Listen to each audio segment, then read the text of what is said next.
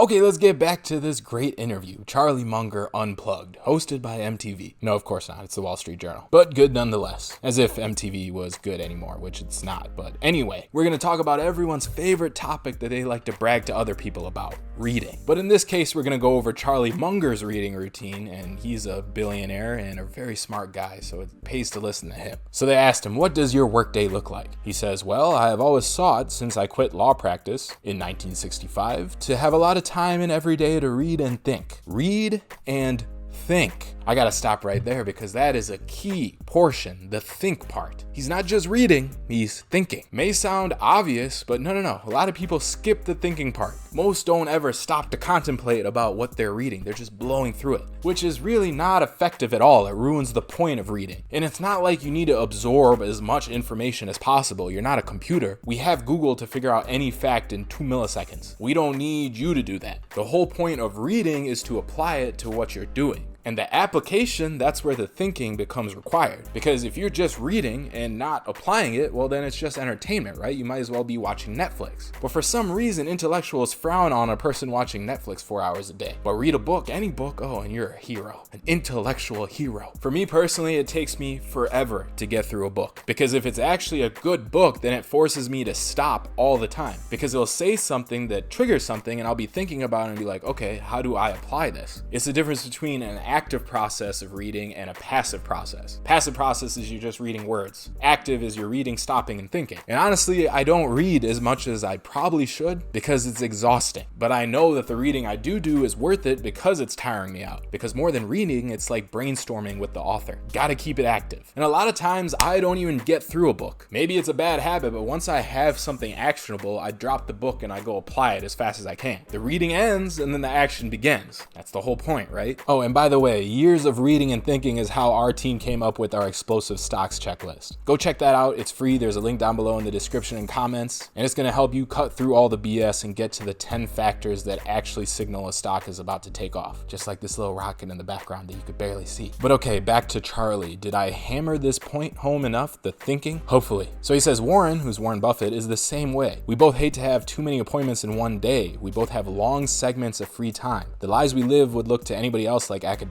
So what Charlie is talking about there is creating space for, once again, what do you think? Thinking. You don't need to overload your mind with information and busy work. You need to give yourself room. Now, thinking and figuring stuff out, it's weird. It's not always direct. Now, like if you're working on a project and you got to get, say, a paper done and you literally got to type out the words, then yeah, you got to focus and execute. It's a very specific task, right? At least the writing part. But when it comes to broader, strategic things and new ideas, you don't just sit there in a chair like this and come up with them. And that's because that type of thinking comes from your subconscious brain. That's where you're going to make breakthroughs. And it's subconscious because you don't even realize that your brain is working on it. Oftentimes you'll be in the shower and it'll just pop into your head and you'll be like, whoa, it's the whole epiphany thing. It's not actually just random. It's your brain processing. Another good example of the subconscious brain is when you used to take tests in school, or maybe you're still in school. If you don't know an answer to a problem, you skip that problem, go through the rest of the test and come back. And oftentimes, well, not for me because I was stupid, but oftentimes you actually have the answer by the time you come back and you're like, oh, okay, now it makes sense. And again, that's your subconscious thing processing. But to let your subconscious brain process, you need to give it space, which is exactly what Charlie is talking about. Again, don't fill your mind with busy work because it's not going to help. For me, I try to leave a lot of space where I'm basically doing nothing. I'm just putzing around. I pace back and forth, I space out, and that's when I get the best ideas. And actually, pacing is a very genetic thing. Indians love pacing. You know, you put your arm behind your back like this. I don't know if you could see it. It's like this, but behind you, get some nice back support and you just pace back and forth like this. I've seen my dad, all my uncles, all Indian men have been doing it forever. Watched it my whole life. And they're all smart guys too, inventors and stuff. So I just naturally started doing it too when I was thinking. And there's tons of studies that show that there's a strong link between your brain and walking. It's something about the motion of your body at its own pace. You're not trying to like keep up on a treadmill or anything. That coupled with your mind, they influence each other. Helps you work out ideas in the physical space around you, something like that. You don't need to know why it works, but try it and I bet you it's gonna work for you. So you got to create mental space, and if you want to walk, you got to create physical space too. Okay, next part. The interviewer is like, I'm surprised you even have a computer, because they're in Charlie's house or whatever. He's like, it's not a computer, it's a magnifier. I got this table to hold that magnifier so with fading vision I could eventually read a newspaper and so forth. The guy doesn't even keep a computer in his office. Again, cutting out the information, more thinking. How much time do you spend reading in a typical day, Charlie? Oh, it's huge. I read myself to sleep every night. I read enormously. I like doing it. Not only that, what I found very early in life was that once I learned to read and handle elementary math, I really didn't need professors or anything. I could figure out almost anything I wanted better from the written material than from having some professor tell it to me, because he'd be going too fast or too slow or telling me something I already knew or didn't want to know. And so of course I like doing it by reading. You can look at Andrew Carnegie and Benjamin Franklin. They had a few years of primary school and that's it. They learned everything by themselves by reading. Whatever they needed, they just learned. It's not that hard. Imagine educating yourself by firelight. No lamps, no electricity after a day's brutal work. Our ancestors had it tough. That's true, we got it a lot easier. Once you know the basics, you don't really need a teacher. Self-directed learning usually works a lot better. And this is where Tim Ferriss had a very useful mental model for how you should read. He calls it just-in-time information versus just-in-case. So again, this is oriented towards action and thinking. If you're trying to pick a subject to read about, make sure that it's related to what you need right now. Where are you at in your business, school, your job, and where do you want to go? Where's the next level? And what book is going to help you do that? That's just-in-time information because you need it right now. You want to focus most of your reading time and energy, because you only have so much, on that just-in-time information. Then there's the just-in-case information when you're reading like a general business book or something that might come in handy, you just learning a new topic. That's important too, but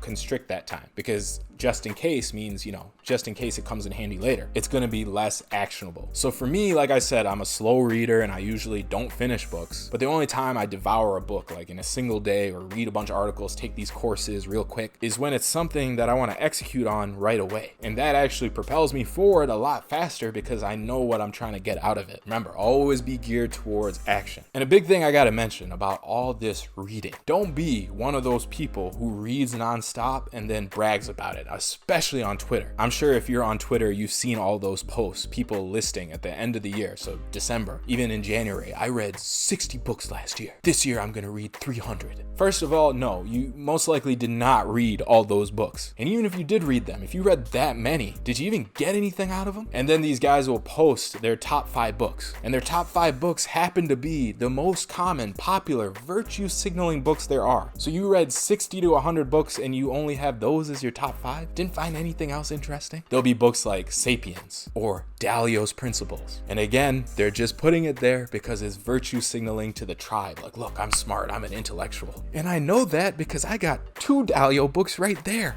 Double the virtue signaling. And I've seen the comments, people commenting like, oh, you read Dalio? People ask me in real life, oh, did you read Dalio? And I'm like, not only did I read Dalio, but I actually got a tramp stamp of his face on my lower back. Would you like to lick it?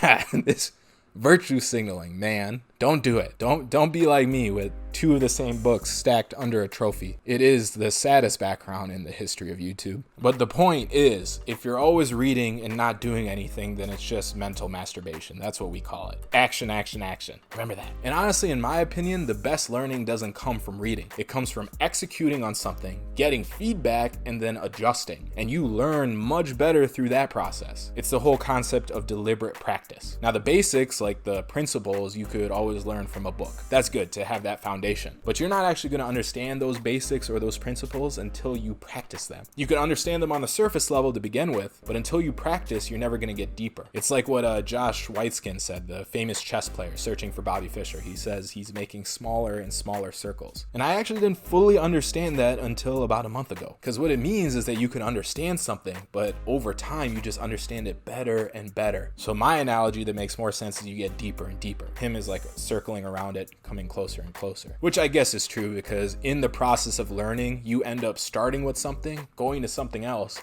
thinking you advanced way far, and then ending up back at square one again, and you're like, wait a second, did I just go in a circle? And it's like, yeah, you went in a circle, but you're also at a deeper level of that same point because you understand this first step way better. Does that make sense? All right, we'll make a different video about that. So anyway, take the knowledge you got from the book, execute it, get the feedback, adjust. That's how you're gonna learn the best. Also, one last thing I gotta say about reading. Everyone talks about reading broad, random stuff. So basically like just in case information, but to the 10th power. So they say, oh, reading really broadly will influence your specific area because you'll come up with new ideas and relationships and things like that. Like you'll read about bacteria and you're gonna become a better investor. Or like in the book list the Twitter guys make, 4 of the books will be virtue signaling and 1 will be completely random. It'll be a book about how to like tile a floor. And these guys will post about it. They'll be like, this tiling book changed my life, changed how I looked at business. Because it turns out your business is just like tiles that fit together, and the grout is the connections that go